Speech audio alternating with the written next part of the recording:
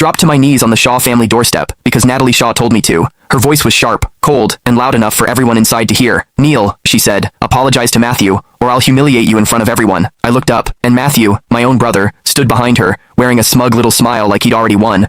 That was the moment my chest went hollow, not because I was shocked, because I'd lived this nightmare before. In my last life, I spent 10 years chasing Natalie. I married her, I handed her everything, and she repaid me with the kind of betrayal that rots you from the inside out, until I died miserable and alone. Then I opened my eyes, and I was back at the exact night everything began, the night I had to choose a fiancé. My father's brother-in-arms slid 2 photos in front of me.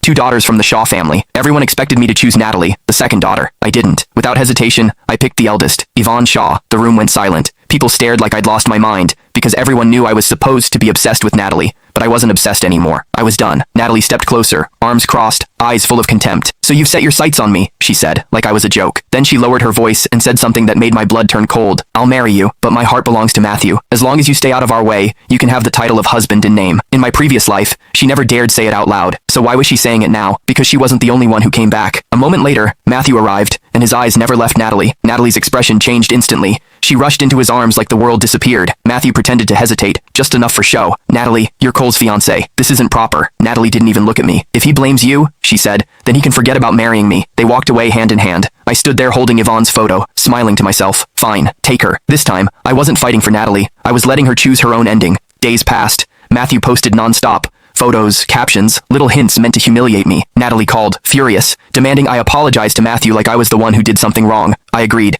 Not because I wanted peace.